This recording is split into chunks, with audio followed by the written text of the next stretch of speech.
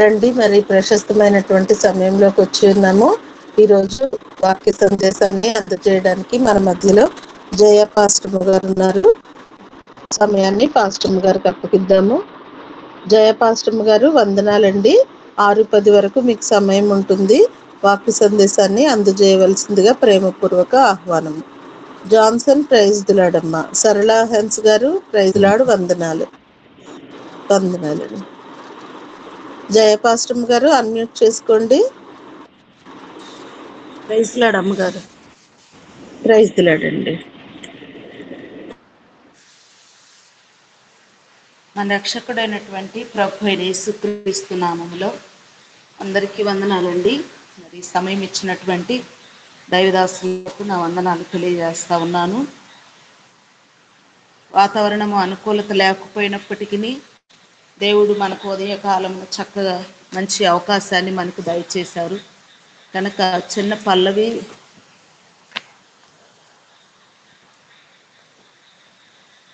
పాడుకుని దేవుని నామాన్ని మహిమపరచుకున్నాం.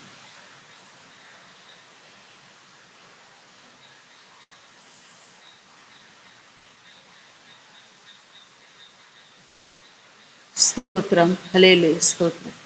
సమయం తక్కువగా ఉంది కాబట్టి త్వరగా దేవుని నామాన్ని ఘనపరచుకున్నాం. స్తోత్రం, స్తోత్రం, స్తోత్రం.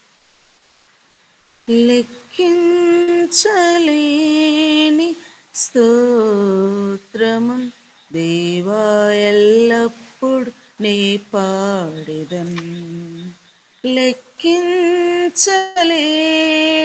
స్తోత్రము దేవా, ఎల్లప్పుడు నే పాడెదన్. ఇంతవరకు నా బ్రతుకులో, ఇంతవరకు నా బ్రతుకులో నీవు చేసిన మేళకై లెక్కించలేని స్తోత్రములు దేవా, ఎల్లప్పుడు నే పాడెదన్. దేవా, ఎల్లప్పుడు నే పాడెదన్. ఆకాశము దాని క్రిందున్న ఆకాశము, ఆకాశము దాని క్రిందున్న ఆకాశము, భువిపైన కనబడునువన్నీ ప్రభువా నిన్నే కీర్తించును. భువిపైన కనబడునువన్నీ ప్రభువా నిన్నే కీర్తించును. లెక్కించలేని స్తోత్రములు దేవా, ఎల్లప్పుడు నే పాడెదన్. లెక్కించలేని స్తోత్రములు దేవా, ఎల్లప్పుడు నే పాడెదన్. దేవా, ఎల్లప్పుడు నే పాడెదన్. హల్లెలూయా, హల్లెలూయా. మంచిదండి. ఈ సమయంలో వాక్యాన్ని చదువుకున్నాము. దేవునికి మన జీవితంలో లెక్కించలేనటువంటి స్తోత్రములు, అర్పణలు మనము చెల్లించవలసినటువంటి వారు. ఎందుకంటే ఆయన కీర్తన ఎంతో గొప్పది. ఆయనను కీర్తించుటలో ఎంత భాగ్యం అంటే మనకి అది వర్ణించలేనిది. అందుకే దావీదు భక్తుడు అంటాడు కదా, 80వ కీర్తనలో 79వ కీర్తనలో అంటాడు, చూద్దాం ఒక మాట, చాలా చక్కని మాట. 79వ కీర్తనలో చివరి వచనంలో అంటాడు ఆయన, అప్పుడు నీ ప్రజలు నీ మంద గొర్రెలమైన మేము సదాకాలము నీకు కృతజ్ఞతాస్తుతులు చెల్లించడం, తరతరముల వరకు నీ కీర్తి ప్రచురించెదము. హల్లెలూయా. ఎప్పుడంటే తరతరముల వరకు ఆయన కీర్తిని మనము ప్రచురించేటువంటి వారము కూడా సదాకాలము కూడా ఆయనకి కృతజ్ఞతలు చెల్లించవల బద్దులమై మనమున్నాము. సదాకాలము, తరతరములు కూడా ఆయన కీర్తి ఘనపరచదగినది, కొనియాడదగినది, ఆరాధించదగినది. కనుక అందుకు మనకు దేవుని అయినటువంటి ఉదయకాల సమయంలో మనతో మాట్లాడుతున్నటువంటి మాటలను జ్ఞాపకం చేసుకున్నాము. ప్రైజ్ లార్డ్, హల్లెలూయా. ద్వితీయోపదేశ కాండము దినవృత్తాంతములు 4వ అధ్యాయము 10వ వచనం చదువుకున్నాం. మొదటి దినవృత్తాంతములు రాసినటువంటి గ్రంథము 4వ అధ్యాయము 10వ వచనం చదువుకున్నాం.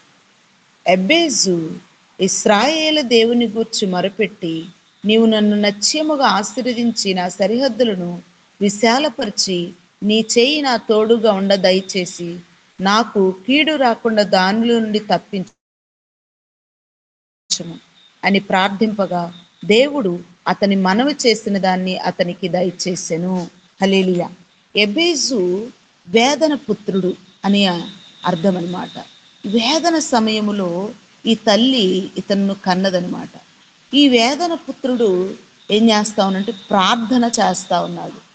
ప్రార్థన చేస్తున్నప్పుడు దేవునికి మొరపెడుతున్నప్పుడు అడుగుతున్నాడు కదా, నన్ను నిశ్చయముగా నీవు ఆశీర్వదించిన ఎడల, నా సరిహద్దులను నీవు విశాలపరచిన ఎడల, నీ చెయ్యి నాకు తోడుగా ఉండ దయచేసి నాకు కీడు రాకుండా దాని నుండి నన్ను తప్పించు అని ప్రార్థన చేయగా అతడు మనవి చేసిన దాన్ని అతడుకు దయచేస్తా ఉన్నాడు. చూడండి, ఇప్పుడు చూస్తున్నటువంటి మన పరిస్థితులు కూడా చాలా భయనీయమైనటువంటిగా ఉన్నాయి. మనము కీడు వచ్చినటువంటి భయముతో బిక్కుబిక్కుమంటూ జీవిస్తూ ఉన్నాం. చూడండి, ఇప్పుడు ప్రకృతిలో కలుగుతున్నటువంటి మార్పులను బట్టి మానవుడు ఎంతో భయపడుతూ ఉన్నాడు. మానవునిక భయము కీడు వస్తుందని మాత్రమే భయపడుతూ ఉంటాడు. కానీ దేవుని మీద ఆధారపడేటువంటి వారిగా, దేవుణ్ణి ఆనుకున్నటువంటి వారిగా, దేవుని యొక్క సహాయాన్ని ఆస్వాదించేటువంటి వారిగా ఉండరు. కానీ మనిషి ఎప్పుడు కూడా తన యొక్క జ్ఞానము చేతను, తన యొక్క ఉన్నటువంటి సరిహద్దుల చేతను, తనకున్నటువంటి చుట్టూ ఉన్నటువంటి పరిధుల చేతను మీద మాత్రమే ఆధారపడతాడు. కానీ ఇక్కడ ఈ వ్యక్తిని కనుక మనం జ్ఞాపకం చేసుకున్నట్లయితే ఈ వ్యక్తి దేవుని మీద ఆధారపడతా ఉన్నాడు. దేవుడు మాత్రమే మానవుని యొక్క జీవితంలో భయమును వెడలగొట్టగలిగిన వాడని, దేవుడు మాత్రమే ఆశీర్వదించగలడని, దేవుడు మాత్రమే తన సరిహద్దులను విశాలపరచగలడని, దేవుని తోడు, దేవుని సహాయము మనకుంటే ఏ కీడు రాకుండా, ఆ కీడు వచ్చినా కూడా కీడులో నుంచి తప్పించగలిగిన వాడని గుర్తెరిగాడు కనుక ఈ మానవుడు. చూడండి, కీడు వచ్చినటువంటి భయము మనకు లేకుండా ఏం చేయాలంటే దేవునికి మొరపెట్టాలి. ఈ వ్యక్తిలో మనకి ఎన్ని ఆశీర్వాదాలు కోరుకుంటున్నాడో చూద్దాం. దేవునికి మొరపెడుతున్నాడు. ఏమని అడుగుతున్నాడు? ఆశీర్వాదాన్ని కోరుతున్నాడు, సరిహద్దులను విశాలపరచాలని కోరుతున్నాడు. అయితే దేవుని హస్తము నాకు తోడు కావాలని అడుగుతున్నాడు ఆయన. ఎందుకంటే కీడులో నుంచి తప్పించగలగటానికి చాలిన దేవుడని ఎరిగి ఉన్నాడు కనుక. చూడండి, ఇప్పుడు కనుక మనం చూసినట్లయితే ప్రభు అయినటువంటి యేసుక్రీస్తు వారు కూడా శిష్యులకు కూడా ప్రార్థన నేర్పిస్తూ ఉంటాడు. ఇక్కడ ఎబ్బేజును దేవుడు ఆశీర్వదించాడు, అభివృద్ధి పరిచాడు కనుక తన సహోదరులందరికంటే ఘనత వహించిన వాడయ్యాడంట. ఎందును బట్టి? దేవుడు తనను ఆశీర్వదించినందును బట్టి, దేవుడు తన సరిహద్దును విశాలపరచినందును బట్టి, దేవుని హస్తము అతనికి తోడైంది కనుక. ఈ మాట మనము జ్ఞాపకం చేసుకున్నట్లయితే యెహోషువ ఆ మోషే తర్వాత నాయకత్వాన్ని వహించడానికి భయపడుతూ ఉంటాడు. భయపడుతూ ఉంటే దేవుడు అతనికి అభయమిస్తాడు. యెహోషువ, నువ్వు భయపడకు, మోషేకు తోడైనట్లుగా నీకు తోడుగా ఉంటాను అంటాడు. మోషేకు తోడైనట్లు నేను తోడుగా ఉంటాను. నువ్వే స్థలములోనికి వెళ్ళినా ఆ స్థలములో నేను నీకు తోడుగా ఉంటాను, నువ్వు భయపడొద్దని యెహోషువతో ఆ మాట్లాడుతూ ఉంటారు. అదే కనుక మనం చూసినట్లయితే పరిశుద్ధ లేఖన భాగంలో 365 రోజులు కూడా మనకు భయపడొద్దు అని దేవుని వాక్యము సెలవిస్తూ ఉంటుంది. ప్రియమైనటువంటి దేవుని యొక్క యాజకులమైనటువంటి మనము ఏ విషయంలో కూడా కీడు వచ్చిందని మనము భయము చెందనవసరం లేదు. వీటి విషయము ఎవరు భయపడతారంటే, ఇందాక మనం చదివినటువంటి వాక్యములో అన్యజనులు వాటి గురించి భయపడుతూ ఉంటారు. రేపేమైపోతుందో, ఇప్పుడేమి జరుగుతుందో, లేకపోతే ఇంకా కొంత సమయంకి ఏం జరుగుతుందనని భయపడుతూ ఉంటారు. మనం భయపడనవసరం లేదు. దేవునికి మొరపెట్టేటువంటి వారముగా ఉండాలి. దేవునికి విజ్ఞాపన చేసేటువంటి వారముగా ఉండాలి.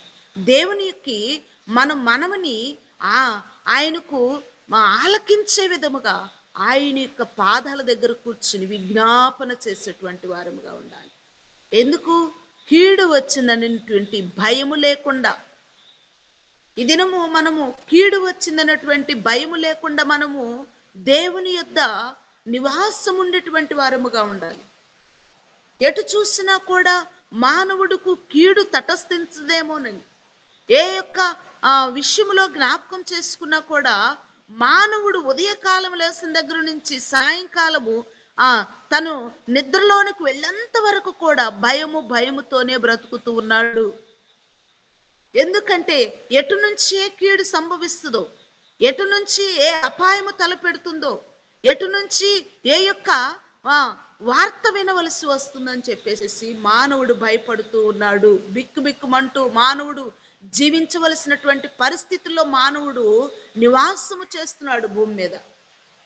అందుకే ప్రభు అయినటువంటి యేసుక్రీస్తు వారు కూడా తన శిష్యులతో భూమి మీద ఉన్నప్పుడు ఒక మాటను ప్రార్థనలో నేర్పిస్తూ ఉంటారు ప్రభు అయినటువంటి యేసుక్రీస్తు వారు.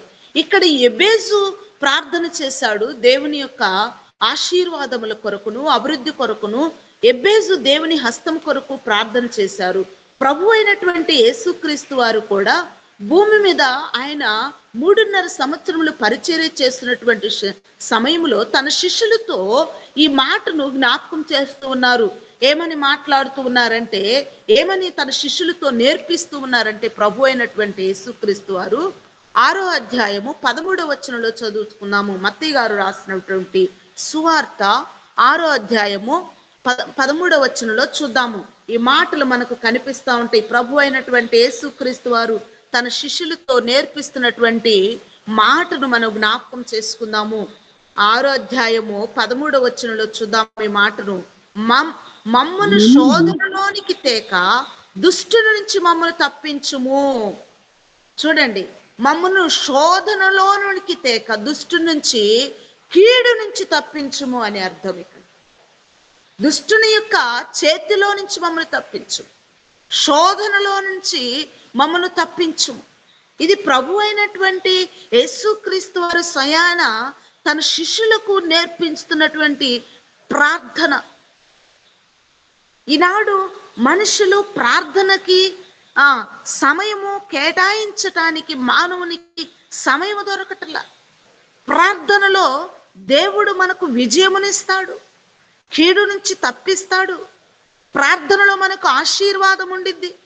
ప్రార్థనలో మనము ప్రార్థించినప్పుడు దేవుడు మనకు సహాయము చేస్తాడన్నటువంటిది మానవుడు మర్చిపోయి త్వరితముగా ఏం చేస్తాడంటే సమయం అంతా కూడా వ్యర్థము చేస్తా ఉన్నారు.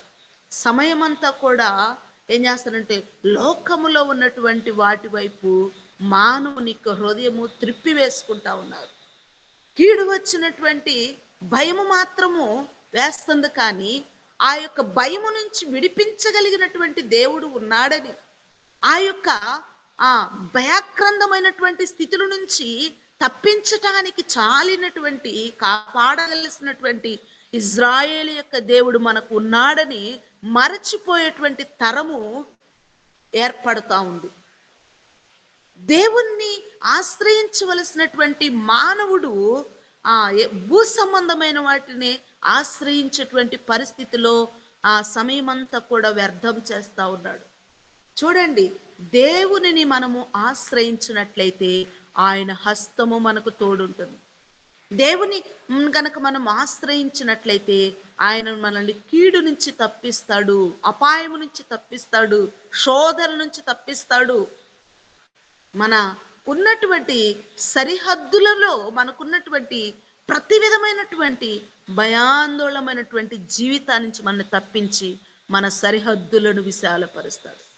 ఇది ఎబ్బేజు తెలుసుకున్నాడు కనుక, ఎబ్బేజు దేవుడు మార్చగలడు నా జీవితాన్ని, దేవుడు మాత్రమే ఈ కార్యాన్ని నా పక్షముగా చేయగలడని ఎబ్బేజు దేవుణ్ణి అడుగుతా ఉన్నాడు, దేవుణ్ణి సహాయాన్ని తీసుకుంటా ఉన్నాడు.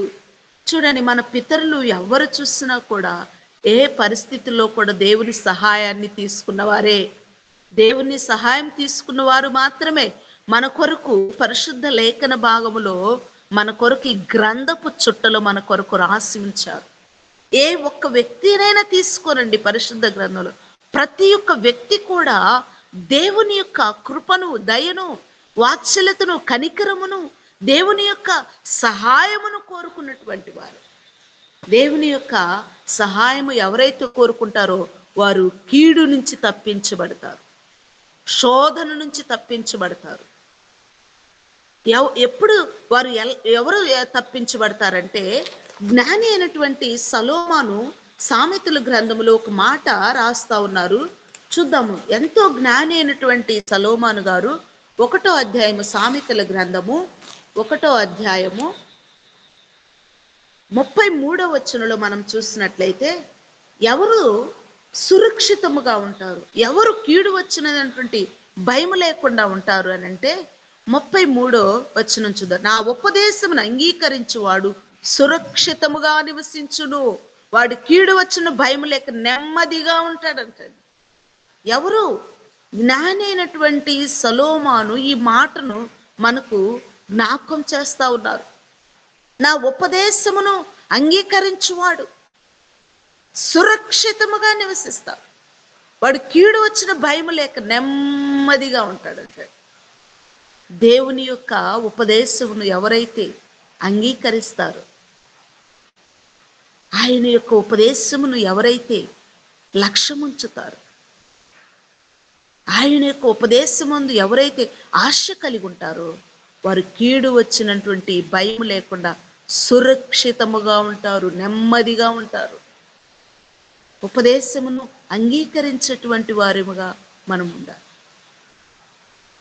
ఉపదేశమును మనము అంగీకరించినట్లయితే సురక్షితముగా ఉంటారు. అంగీకరిస్తా ఉన్నారా? ఉపదేశాన్ని ఎవరైనా ఈ దినాల్లో దేవుని యొక్క సువార్త మందిరములో వినబడుతూ ఉంటే విని ఆ మెట్లు దిగి తర్వాత మర్చిపోతా ఉన్నారు. మందిరములో ఉన్నంతసేపే అంగీకరించినట్లుగా, జీవించినట్లుగా మనిషి మానవుడు ఉంటున్నాడే కానీ మందిరము దాటి వెళ్ళిపోయిన తర్వాత ఆ ఉపదేశమును మర్చిపోతా ఉన్నారు. అమ్మ, పోయిన వారం చెప్పినటువంటి వాక్యమును ఏంటి ఒక్కసారి జ్ఞాపకం చేసుకున్నంటే, కనీసము ఆ మాటను ఉపదేశమందు లక్ష్యం ఉంచేటువంటి వారిగా ఉంటారు. మన యొక్క దైవ సేవకులు చక్కగా ప్రతిదీ కూడా, ప్రతి ఒక్క యాజకులు మాట్లాడేటువంటి ప్రతి ఒక్క ఈ లైవ్లో మాట్లాడేటువంటి ప్రతి మాటను కూడా వారు రికార్డులో మనకి చక్కగా క్రోడీకరించి చక్కగా వినిపిస్తూ ఉన్నారు.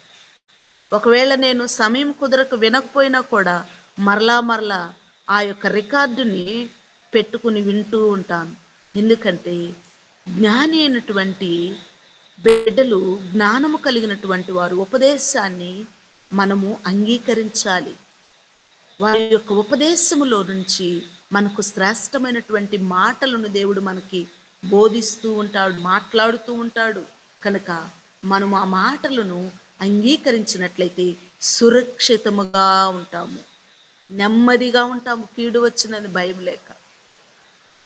చూడండి, ఇప్పుడు ప్రకృతిలో జరుగుతున్నటువంటి పరిస్థితులు బట్టి ఎంతో మంది ప్రజలు భయాందోళనతో బిక్కుబిక్కుమంటూ వారి పరిస్థితులు ఏమి చేయాలో అర్థం కానటువంటి స్థితిలో కొట్టుమిట్టాడుతూ, వారికి దేవుడే వారి యొక్క కీడు నుంచి తప్పించి, పరిస్థితుల నుంచి తప్పించి, వారికి ఉన్నటువంటి ప్రతి విధమైనటువంటి బలహీనతల నుంచి విడిపించి ఈ ప్రకృతిలో జరుగుతున్నటువంటి విపత్తు నుంచి ప్రజలను సురక్షితముగా దాటించగలిగినటువంటి దేవుడు, కాపాడగలిగినటువంటి దేవుడు.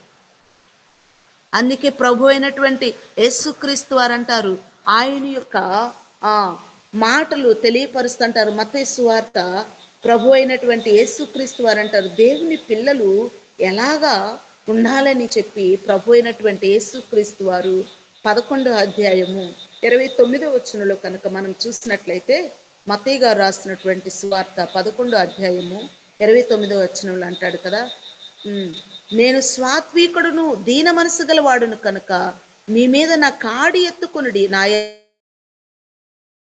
యొద్ద నేర్చుకునుడి, అప్పుడు మీ ప్రాణమునకు విశ్రాంతి దొరుకును. ఏలయనగా నా కాడి సులువుగాను నా భారము తేలికగాను ఉన్నది. ఎందుకంటే కాబట్టి ఆయన రాజ్యమును, ఆయన నీతిని మనం మొదట వెతకాలి కనుక. నేను స్వాత్వికుడును దీన మనస్సు కలిగిన వాడు, మీ మీద నా కాడి ఎత్తుకొనుడి, నా యొద్ద నేర్చుకొనుడి. నేర్చుకుంటున్నారండి దేవుని యొద్ద? దేవుని యొద్ద నేర్చుకోవడానికి ఇష్టపడుతున్నారా? ఈ ఉదయకాల సమయంలో దేవుని యొద్ద నేర్చుకోవటానికి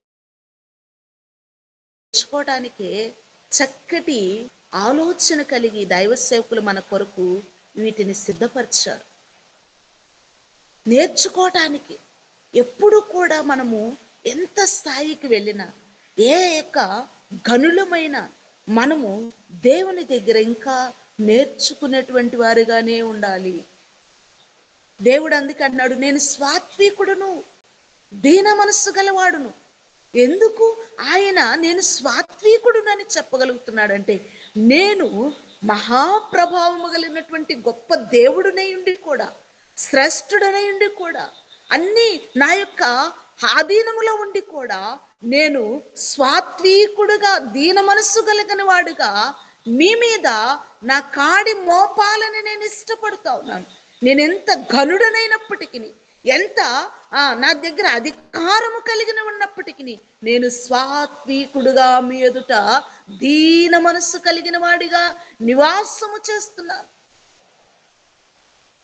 3.5 సంవత్సరములు కూడా ఆయన స్వాత్వికుడుగాను దీన మనస్సుడుగాను మన మధ్య ఆయన నివాసము చేశాడు. మనకు మాదిరి చూపించడానికి, మనకు దీనత్వాన్ని నేర్పించడానికి, మనకు స్వాత్వికాన్ని నేర్పించడానికి ఆయన ఎంత గొప్ప దేవుడైంది కూడా ఇంత దీన మనస్సు కలిగిన వాడిగా అయిపోయాడు. ఎంత గొప్ప దేవుడండి ఆయన. అందుకంటున్నాడు ఆయన, మీ మీద నా కాడి ఎత్తుకొనుడి, నా యొద్దకు వచ్చి నేర్చుకొనండి. మొదట నేను మీకు మార్గాలను చూపించాను, మొదట నేను మీకు మాదిరి చూపించాను, మొదట నేను అవన్నీ భరించాను కనుక మీరు నా యొద్దకు వచ్చి నేర్చుకునండి. వాటిని నేర్చుకుని ఏమంటున్నాడంటే, నన్ను అడగండి. మీరు నేర్చుకున్నట్లయితే అప్పుడు మీ ప్రాణానికి విశ్రాంతి దొరికింది. కీడు వచ్చినందు భయం ఉండదు అప్పుడు మీకు, నా దగ్గర నేర్చుకున్నట్లయితే. ఏ భయమునకు, ఏ అపాయమునకు మీరు భయపడరు. అయితే ఏమని అడగమంటున్నాడంటే ఆయన, మత్తయి గారు రాస్తున్నటువంటి సువార్త 6వ అధ్యాయం 33వ వచనంలో ఏమంటున్నారంటే, వాక్యాన్ని చూద్దాం. వాక్యం ప్రకారముగానే మనము చూసుకుందాం. ఈ వాక్యం ఏమని మాట్లాడుతూ ఉన్నారంటే ఆయన 33వ వచనంలో, 6వ అధ్యాయము 33వ వచనంలో, నీ కన్ను చెడ్డదైతే నీ దేహమంతయు చీకటిమై ఉండును, నీలోనున్న వెలుగు చీకటై ఉండినడలా ఆ చీకటులు ఎంత గొప్పది, ఆ చీకటి ఎంత గొప్పది. చూడండి, మీలో నీ కన్ను తేటగా కనపడిన నీ కన్ను దేహమునంతయు చీకటమై ఉండును. చీకటిలో నుండి మనల్ని తప్పించటానికి చాలినటువంటి దేవుడు. కాబట్టి మనము ఆయన యొక్క రాజ్యమును, ఆయన నీతిని మొదట వెతకాలి. అప్పుడు అవన్నీ మనకు అనుగ్రహించబడతాయి. అందుకే ఏబు భక్తుడు ఒక మాట అంటాడు, భయము చెందకు భక్తుడా ఈ మాయాలోకపు ఛాయలు చూచినప్పుడు భయము చెందకు నీవు, దిగులు చెందకు నీవు, భయము చెందకు నీవు, దిగులు చెందకు నీవు, జీవమిచ్చిన యెహోవా ఉన్నాడు. ఓ భక్తుడా, ప్రాణం పెట్టిన యేసయ్య ఉన్నాడు. మన కొరకు ప్రాణం పెట్టినటువంటి యేసయ్య ఉన్నాడు. మన కొరకు సమస్తములను చెల్లించినటువంటి దేవుడు మనకున్నాడు కనుక మనము ఆయన రాజ్యమును, ఆయన నీతిని మొదట మనము వెదకాలి. ఆయన ఏబు ఆస్తి అంతస్తు అంతా పోయినా కూడా ఏం చేస్తా ఉన్నాడంటే, ఆస్తి అంతా పోయినా తమ దేహం అంతా కురుపులతో నిండినా, అన్నీ ఇచ్చిన తండ్రి అన్నీ తీసుకుపోయే, అన్నీ ఇచ్చిన తండ్రి అన్నీ తీసుకుపోయే అని యోబు పలకలేదా? ఓ భక్తుడా, అన్నీ మరలా ఇవ్వలేదా? అన్నీ తీసుకున్నటువంటి, అన్నీ ఇచ్చినటువంటి దేవుడు నాకు మరలా ఇస్తాడు అన్నటువంటి కీడు వచ్చిన భయం లేకుండా, శ్రమ వచ్చిన భయం లేకుండా, ఆయనకు ఎన్ని ఆస్తి అంతా పోయిన భయం లేకుండా, బిడ్డలు పోయిన భయం లేకుండా, దేవుని యందు మాత్రము ఆయనను ఆశ్రయించుట మర్చిపోలేదు, ఆయన ఘనపరచుట మర్చిపోలేదు. అందుకంటున్నాడు, మొదట నా నీతిని, నా రాజ్యాన్ని వెతకండి, అప్పుడు అవన్నీ మీకు అనుగ్రహించబడతాయి. మొదట ఆయన నీతిని, రాజ్యాన్ని వెదికేటువంటి వారముగా ఉండాలి. అందుకే యాకోబు రాసినటువంటి పత్రికలో యాకోబు భక్తుడు మాట్లాడుతూ ఉంటాడు, ఏమనంటే, మీరు దేవుని యొద్దకు రండి, అప్పుడు ఆయన ఎవరి దగ్గరికి వస్తాడంట? మీ యొద్దకు వస్తాడు. దేవుని దగ్గరికి మనము వెళ్ళాలి, అప్పుడు ఆయన మీ దగ్గరికి వస్తాడు. మనం ఆయన దగ్గరికి వెళ్ళకుండా ఏం చేస్తా ఉన్నామంటే, ఈ యొక్క లోక సంబంధమైనటువంటి వ్యక్తుల దగ్గరికి ప్రయాణం చేస్తూ ఉంటున్నాం, ప్రయాసపడుతూ ఉంటున్నాం. యాకోబు పత్రిక 4వ అధ్యాయము చూసినట్లయితే 8వ వచనంలో అంటారు కదా, ఆయన ఏమంటారండి, దేవుని యొద్దకు రండి, అప్పుడు ఆయన మీ యొద్దకు వచ్చును. పాపులార మీ చేతులను శుభ్రం చేసుకునుడి, దిమనస్కులార మీ హృదయమును పరిశుద్ధపరచుకునుడి. హృదయములను పరిశుద్ధపరచుకోవాలి. ఎక్కడైతే హృదయములను పరిశుద్ధపరచుకుంటారో, ఎవరైతే దేవుని యొద్దకు వస్తారో, అప్పుడు ఆయన మన దగ్గరికి వస్తాడు. హృదయములను పరిశుద్ధపరచుకోవాలి, హృదయాన్ని శుద్ధి చేసుకోవాలి, హృదయము నిష్కళంకముగా ఆయన కనపడాలి. దిమనస్కులారా, 2 ఆత్మలు కలిగినటువంటి వారు మనుషులు. సాత్వికమైనటువంటి మనస్సును మనం ధరించుకోవాలి, దీన మనస్సును ధరించుకోవాలి. అప్పుడు ప్రభు దగ్గరికి మనం వస్తే ఆయన మన దగ్గరికి వస్తాడు. ప్రభు దగ్గరికి రావాలంటే, దేవుని యొద్దకు ఎవరైతే వస్తారో ఆయన వారిని విడిచిపెట్టేటువంటి దేవుడు కాదు. చూడండి, భూమి మీద ఎన్ని పరిస్థితులు కనిపిస్తా ఉన్నాయో. దేశాలు, పట్టణాలు, గ్రామాలు భయముతో వణికిపోతా ఉన్నారు. ప్రభుత్వాలు భయము చేత మనుషులకు సురక్షితముగా ఉండాలని ఎంతో జారీ చేస్తా ఉన్నారు. ఎవరివ్వగలరండి మనకు సురక్షితం? ఎవరు మనకు నెమ్మదినివ్వగలరండి? దేవుడు మాత్రమే మనకి ఇవ్వగలడు. కీడు నుంచి తప్పించగలడు, భయము నుంచి మనల్ని విడిపించగలడు. దుష్టత్వమైనటువంటి కీడు నుంచి, శోధనల నుంచి తప్పించి మనల్ని ఆయన క్షేమకరమైనటువంటి స్థానములో మనకి నడిపించగలడు. అందుకే దావీదు భక్తుడు అంటాడు, ఆయనే నాకు ఆశ్రయము, ఆయనే నా కోట, నేను నమ్ముకునేటువంటి నా దేవుడు, నేను ఎవరిని గురించి చెప్పగలని మాట. ఆయన మాత్రమే నాకు నిత్య ఆశ్రయమైనటువంటి వాడు.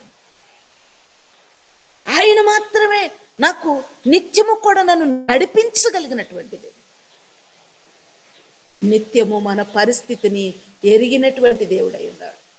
నిత్యము నిన్ను నన్ను ఆయన చూస్తున్నటువంటి దేవుడై ఉన్నాడు.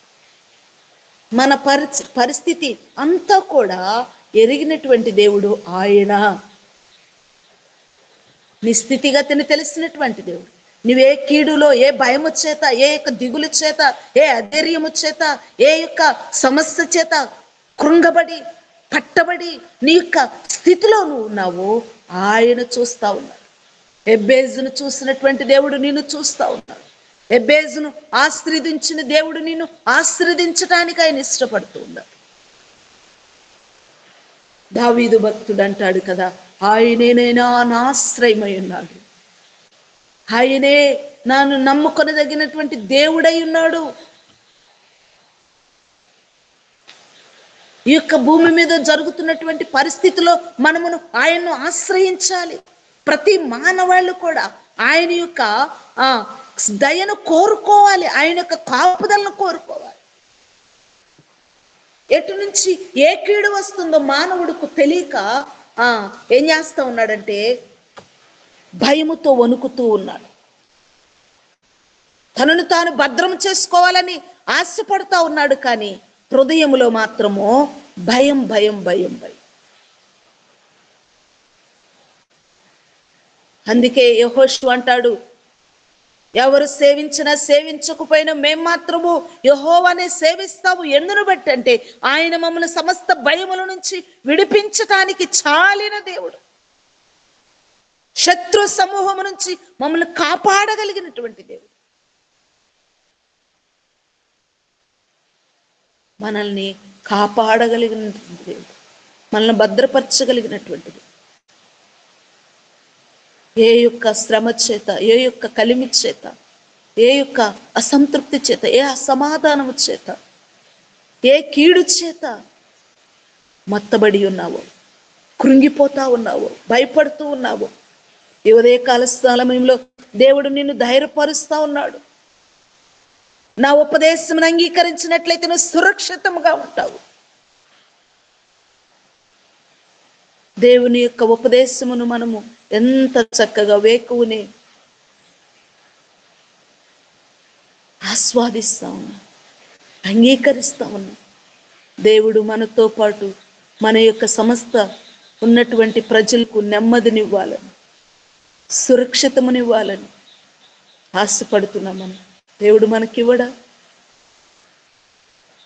దేవుడు మన జీవితంలో మనకి ఆయన యొక్క కృపను చూపించడా? ఆయన బాహువులు చాపి మనకి ఆయన సహాయం చేయడం. ఏ పరిస్థితిలో ఈ ఉదయకాల సమయంలో ఏ వేదన చేత, ఏ యొక్క ఎన్నో సంవత్సరాల నుంచి బాధపడుతున్నటువంటి పరిస్థితుల చేత దేవుడు తప్పించటానికి చాలినటువంటి దేవుడు, చాలినటువంటి దేవుడు. ఎంత గొప్ప దేవుణ్ణి మనం కలిగి ఉన్నాం.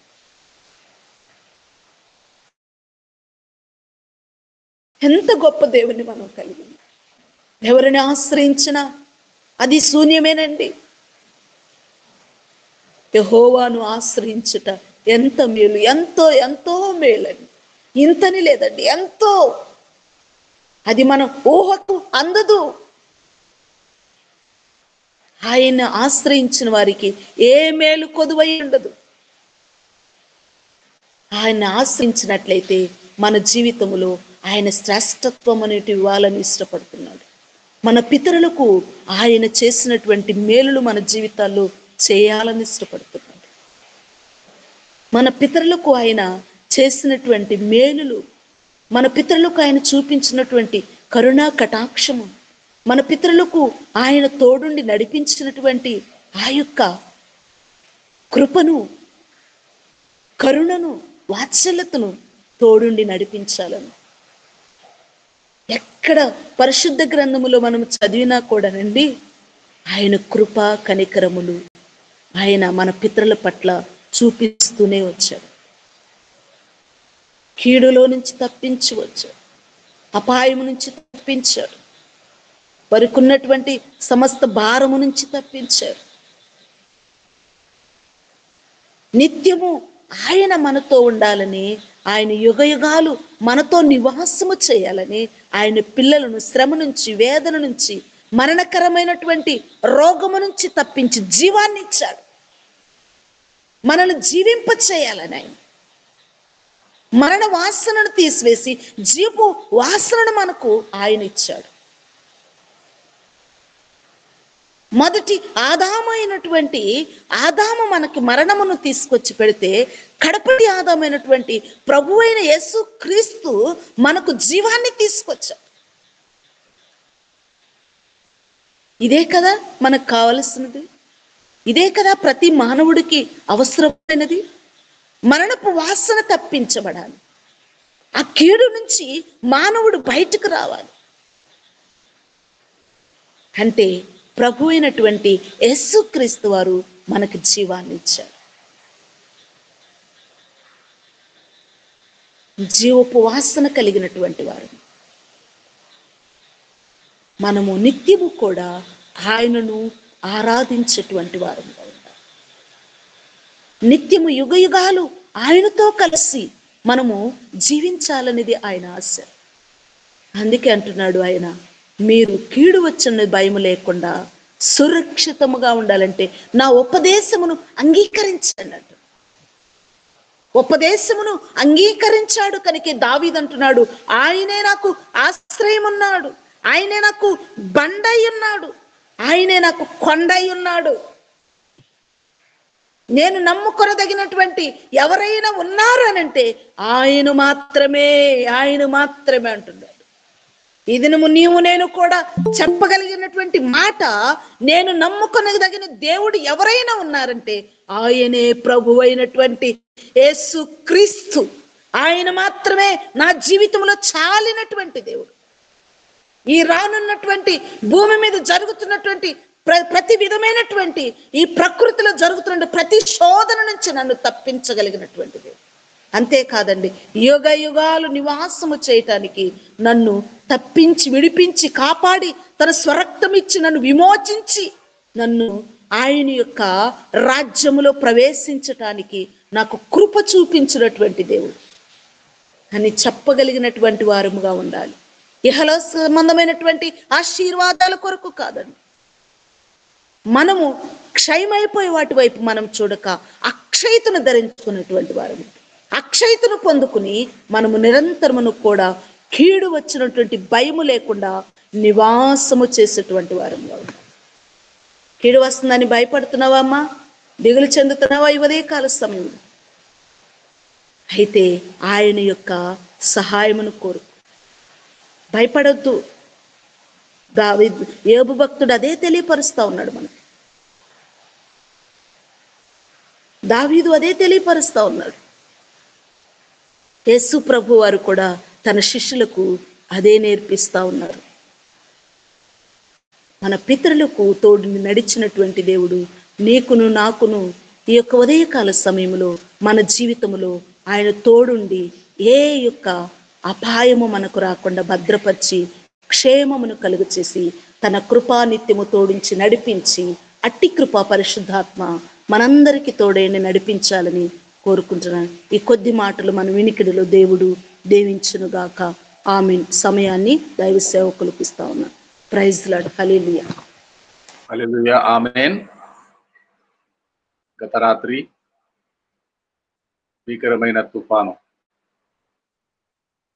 కాకినాడ మచిలీపట్నం మధ్యలో తీరాన్ని 8 గంటలప్పుడు తాకింది. కాకినాడ మచిలీపట్నం పెడన అవనిగడ్డ ఆ ప్రాంతాలన్నీ అంధకారమయమయ్యాయి. కరెంటు కూడా లేదు. సరళహన్స్ గారు మీరు ఎక్కడ ఉన్నారమ్మా? సరళహన్స్ గారు,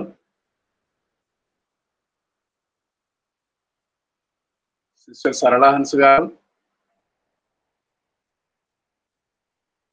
పెద్దాపురంలో ఉంటారు. పరిస్థితి మాకు బాగానే ఉందయ్యా, పర్లేదు, ఇంట్లోనే ఉంటున్నాను. ఓకే. అయితే భీకరమైన తుఫాను, అవును, థ్యాంక్ యూ అయ్యా, కాకినాడ మచిలీపట్నం మధ్యలో తీరాన్ని తాకింది.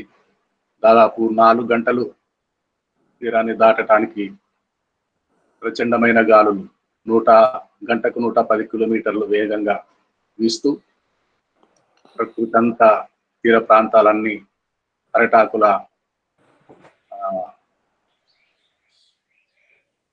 గడగడలాడిపోయాయి.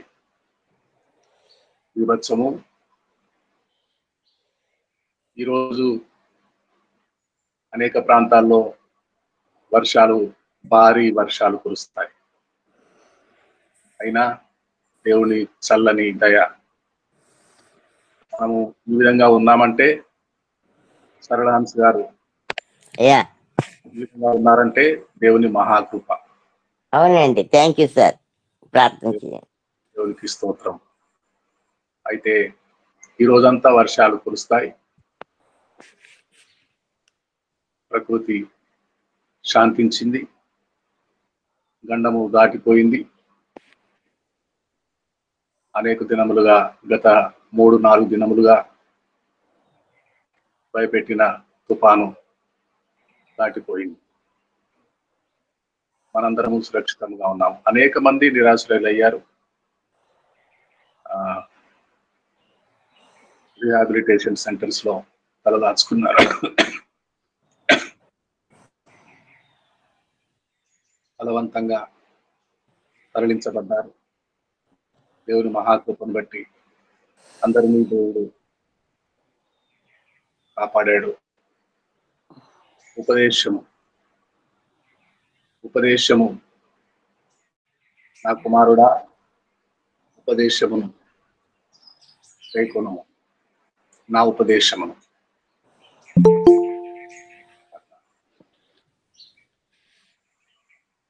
అయితే 40 దినములు మనమందరము ఉపవాసం చేస్తున్నాము, ప్రార్థనలో కనిపెడుకుంటున్నాము. ఈరోజు 31 దినము. ఈరోజు కూడా అవకాశం ఉన్నవారు మార్నింగ్ బ్రేక్ఫాస్ట్ మానేస్తున్నారు. ప్రభు కొరకు త్యాగము చేసుకుంటున్నారు, ప్రార్థనలో కనిపెడుతున్నారు. కొంతమంది అయితే మధ్యాహ్న భోజనము, మరికొంతమంది ఈవినింగ్ స్నాక్స్, మరికొంతమంది రాత్రికాల భోజనము మానేస్తున్నారు. ఎందుకైతే ఏదో ఒక పూట 40 దినములుగా, నేడు 31 దినము. నేడు కూడా ప్రార్థన చేయవలసి ఉంది. ప్రార్థన చేద్దాము. దేవుడు కనికర సంపూర్ణుడు, కృపచూపు దయగల దేవుడు. సుప్రీంకోర్టు వాదనలు జరుగుతున్నాయి. 12 రాష్ట్రాలు మత మార్పిడి చట్టానికి గురవుతున్నాయి. మన వరకు రాలేదని నిర్లక్ష్య ధోరణి కూడదు. మన పొరుగు రాష్ట్రాలు అట్టుడికిపోతున్నాయి. కఠినమైనటువంటి చట్టాలు, బైబిలు పట్టుకోవటానికి, క్యారీ చేయడానికి వీలు లేని పరిస్థితి.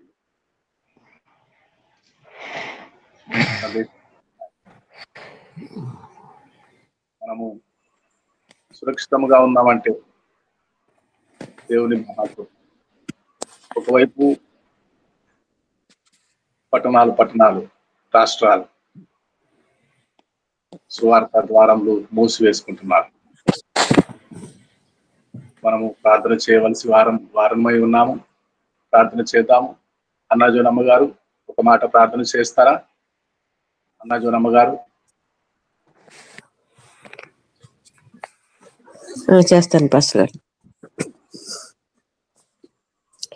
పరిశుద్ధమైన దేవ, జీవం గల నాయన, రాత్రి అంత సుఖము నిద్ర దయచేసి నూతన దినాన్ని మా జీవితంలో మాకు అనుగ్రహించి ఇంతవరకు ప్రభా దేవా, నువ్వు చూపుతున్న ఈ మహాప్రేమను బట్టి, నీ దయను బట్టి, నీ ఆశ్చర్యమైన కార్యముల కొరకు నీ పాదాలకు లాది స్తుతి స్తోత్రం తండ్రి. నాయన భయంకర దినాలు తండ్రి, అపాయకరం దినాలు ప్రభా. ప్రపంచమంతా నాయన ఎంతో కలముతో, వేదనతో, ఇటుతో వచ్చిన పరిస్థితుల్లో ప్రతి మానవుడు ప్రభా భయముతో, భీతితో జీవిస్తున్న రోజులు. కానీ నువ్వు ఉన్నావు ప్రభా. నాయన నువ్వు నడిపించే దేవుడు తండ్రి, మమ్మల్ని ఆదుకుని ఆదరించే దేవుడు తండ్రి. విడువగా ఎడబాకి ఇంతవరకు నాయన నీ శాశ్వత, నీ కృప, నీ ప్రేమతో తండ్రి మమ్మల్ని బలపరిచి మమ్మల్ని ధైర్యపరుస్తున్న గొప్ప దేవా, నీ పాదాలకి స్తోత్రములు ప్రభా. నాయన అవునయ్యా దేవానైనా ఎవ్వరు చేసినట్టు తండ్రి మేము కూడా తండ్రి నైనా ఏ కీడు రాకుండా ప్రభానైనా నీ హస్తము ప్రభా ఎల్లప్పుడు మా మీద ఉంచి ప్రభానైనా నువ్వు మమ్మల్ని ఆశీర్వదిస్తేనే తండ్రి దేవా మేము సురక్షితంగా ఈ లోకంలో మేము జీవించగలము తండ్రి నాయన. నీ కృప నీ ప్రేమ నీ శాంతి నీ సమాధానములకు నీ పాదాలకి స్తోత్రం ప్రభా. ఎన్నో ప్రదేశాల ప్రభా మరి ఈ యొక్క తండ్రి నాయన తుఫాను వల్ల ఎంతో మంది భయంతో భీతితో జీవిస్తున్నారు తండ్రి నాయన. దేవా సృష్టి యావత్తు నీ ఆధీనంలో ఉన్నది ప్రభా నాయన. దేవా నీ మాటిస్తేనే ప్రభా నువ్వు సెలవిస్తేనే తండ్రి నాయన సమస్తం నైనా చేయగలవు తండ్రి నాయన. ఇవన్నీ మేము చూస్తున్నప్పుడు తండ్రి దేవా మాలో గొప్ప మేలు కొలుపును మాకు దయచేసి నీ పాదాలు పట్టుకుని నేను ఆశ్రయించి నేను కనపరిచే భాగ్యాన్ని మాకు దయచే తండ్రి రాజా నాయన. అలాగే తండ్రి నాయన ఈ యొక్క యాంటీ కన్వర్షన్ బిల్లు విషయంలో ప్రార్థిస్తాం తండ్రి నాయన. దేవా ప్రతి ఒక్కరు ప్రభా జీవాధిపతి నీ నామమును తెలుసుకోవడానికి సహాయం దయచే తండ్రి. నీ ఒక్కడవే తండ్రి అన్ని నామముల కన్నా పరిణామం కలిగిన దేవుడని, పునరుద్ధారైన దేవుడని, సజీవుడైన దేవుడని ప్రతి ఒక్కరు ప్రభా తెలుసుకుని నాయన నీ నామమునైనా గణపరిచి మయపరిచే భాగ్యాన్ని దయచే తండ్రి నాయన. ఈ నమ్ముకున్న బిడ్డలకి ప్రభా ఏ విధంగా ఆటంకములు రానికుండా ఇంకా ఎక్కువగా ప్రభా నీ సత్య సువార్త ప్రకటింపబడడానికి సహాయం దయచే తండ్రి రాజా నాయన. దేవా అయినా ప్రపంచమంతా వాక్యము ప్రకటింపబడిన తర్వాతే అంతము వచ్చునని సెలవిచ్చినావు తండ్రి రాజా నైనా. నీ వాగ్దానం నమ్మదగినవి తండ్రి నాయన. కృపచూ రాజా ప్రతి ఒక్కరు నీ సత్యమును తెలుసుకునే తండ్రి నాయన జీవించినంత కాలం తండ్రి నీతి మార్గంలో జీవ మార్గం నడుచుకునే భాగ్యాన్ని నీ కృపను మాకు దయచే తండ్రి. ఇంతవరకు మమ్మల్ని నడిపించి మమ్మల్ని బలపరిచి మమ్మల్ని ధైర్యపరుస్తున్న రాజా ఈ మీట్లో ఉన్న ప్రతి బిడ్డని ప్రతి కుటుంబాన్ని పేరు పేరు నుంచి ఆశ్రయించి ప్రభానైనా ప్రతి కుటుంబం చుట్టూ ప్రభాని కంచి వేయతండి నాయన. సహాయం దయచేయి ప్రభానైనా. ఇంతవరకు మమ్మల్ని నడిపించిన ఇమ్మానియేలు రాబో దినంలో కూడా ప్రభానైనా నీ కాతుల నీ భద్రత నీ సంరక్షణ ప్రతి బిడ్డకు దయచేసి నీ కృపలో మమ్మల్ని అందరినీ భద్రపరచవాలని యేసు క్రీస్తు పరిశుద్ధ నామమున ప్రార్థించి వేడుకొనుచున్నాను తండ్రి. ఆమేన్ ఆమేన్ ఆమేన్. మీరు కూడా జలుబుతో బాధపడుతున్నట్టున్నారు అమ్మగారు. దేవుడు మంచి ఆరోగ్యము మీకు ప్రసాదించును గాక. ప్రార్థన చేస్తాము. సాహస్ సత్య సాహస్ కొరకు నాగలింగేష్ గారు కుమారుని కొరకు ప్రార్థన చేద్దాము మనందరము వ్యక్తిగతంగా. 2 రోజుల క్రితము ఐసీయూలో నుంచి జనరల్ వార్డుకు షిఫ్ట్ అయ్యాడు. ప్రస్తుతము కోలుకుంటున్నాడు. ప్రార్థన చేద్దాము.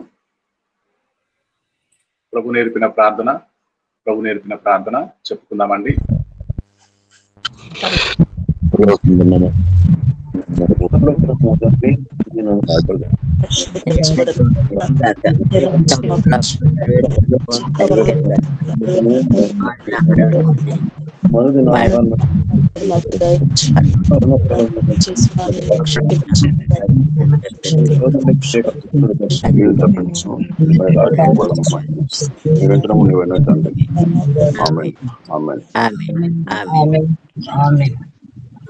జయపాశ్రమ గారు వాక్య పరిచర్య చేసి చక్కని సందేశం ఇచ్చిన అమ్మగారు ఉన్నారు.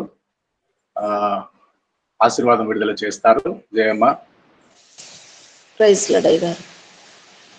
మన తండ్రి అయినటువంటి దేవుని ప్రేమ, మన రక్షకుడైనటువంటి యేసుక్రీస్తు కృప, పరిశుద్ధాత్మ అన్యుని సహవాసము మనకును సకల పరిశుద్ధులకును లైవ్లో కూడినటువంటి ప్రతి ఒక్కరికి తోడైండి నడిపించును గాక. ఆమేన్. Praise lord.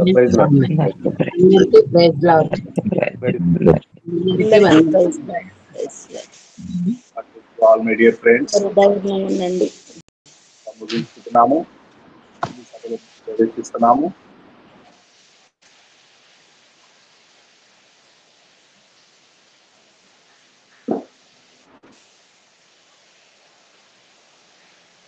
संगीता बहन, जय मसीह की। हाँ सर, जय मसीह की। आप प्रार्थना करेंगी?